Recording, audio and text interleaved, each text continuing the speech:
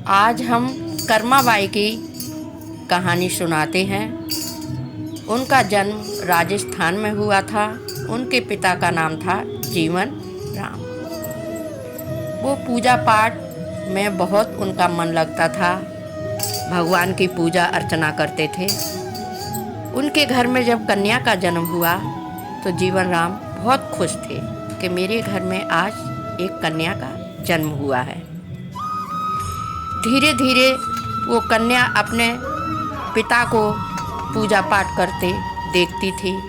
उनके भी मन में भाव आता था भगवान के प्रिय। धीरे धीरे कर्माबाई बड़ी हो गई। उनके पिता सोचे कि चले अब हम तीर्थ यात्रा के लिए चल रहे हैं।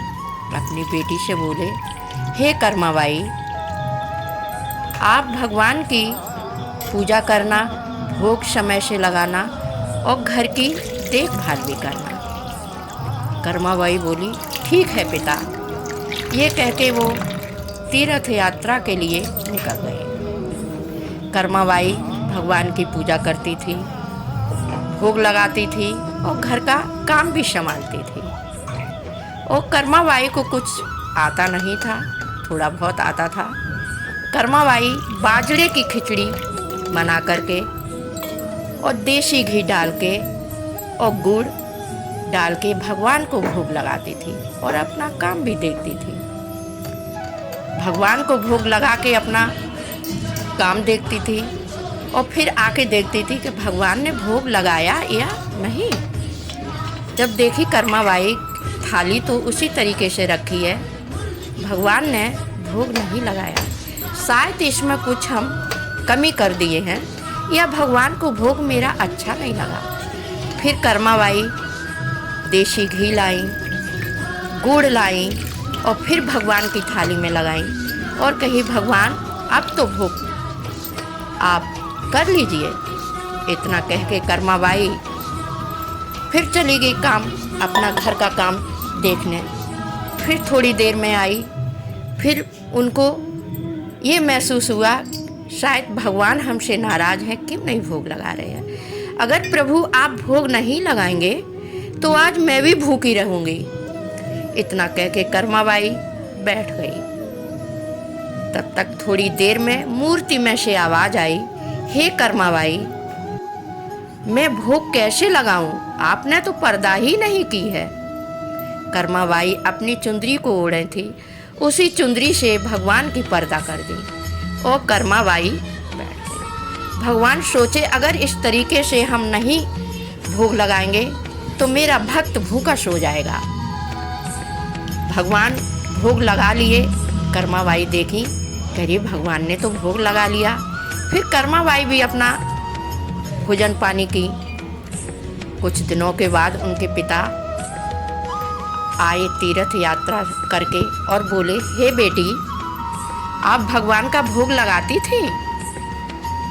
कर्माबाई बोली, हाँ पिता, मैं इतना भोग लगाती थी कि भगवान पूरा खिचड़ी खा लेते थे। उनके पिता बोले, अरे बेटी, मैं तो तीर्थ यात्रा में खोज रहे थे भगवान तो मेरे घर ही में है। हम नहीं जानते थे। वाह प्रभु, आपकी बड़ी बड़ी भुजाएं हैं। आप सबको जानते हैं, तीनों त्रिलोक के देखने वाले हैं। कुछ दिनों के बाद उनके पिता स्वर्गवास हो गए। कर्माबाई अकेले हो गई।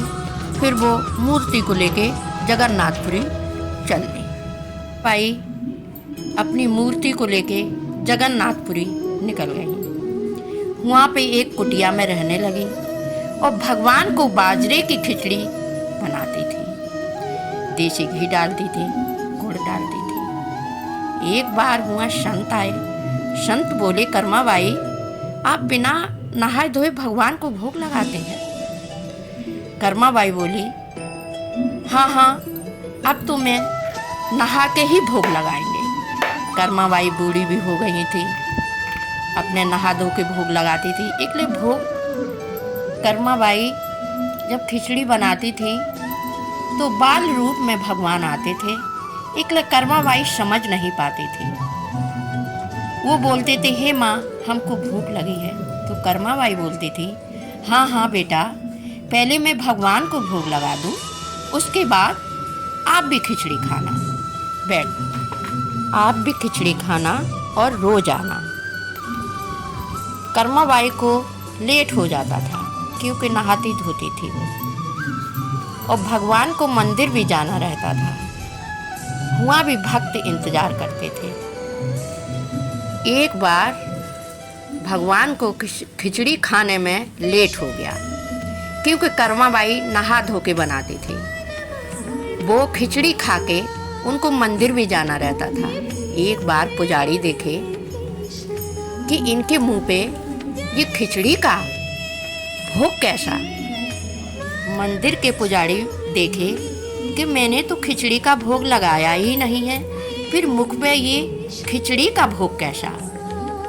ये देख के वो दंग रह गए क्योंकि पुजारी जी को अगले दिन भगवान ने स्वप्न दिया और बोले, वो संत कौन है जो मेरी कर्माबाई को बोले हैं कि आप नहा धो के भोग तैयार करना, इसके कारण हमको लेट हो जाता है। मंदिर के पुजारी बोले कि उस संत को बुलाया जाए कि जिस संत ने प्रिय भक्त कर्माबाई को क्या बोल के गए हैं, नहा धो के भोजन खिचड़ी बनाइए, भोग लगाइए।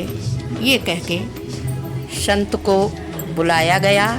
संत से कहे कि आप कर्माबाई से ये बोलिए, हे कर्माबाई, जिस तरीके से आप भगवान का भोग बिना नहाए धोए करती थी, उसी तरीके से आप भगवान को भोग लगाइए।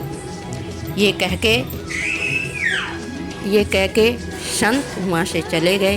कर्माबाई उसी तरीके से जैसे पहले भोग लगाती थी, बिना नहा धो उसी तरीके से भोग लगाती थी। कुछ समय के बाद कर्माबाई स्वर्गवासी हो गई। स्वर्गवासी होने के बाद भगवान को इस चीज़ की कमी महसूस न हो, इसलिए जगन्नाथपुरी में अब भी खिचड़ी का भोग लगता है। सभी का प्रसाद उसी का बंटता है और सभी प्रसाद पाते हैं। जितना हम कर्माबाई के बारे में जानते थे उतना हम सुनाए। अगर कोई भूल चूक हो गई हो तो उसके लिए माफ़ी चाहते हैं। जगन्नाथपुरी में अभी भी जगन्नाथ जी का धड़कन सभी को सुनाई देती है। जय राधे राधे।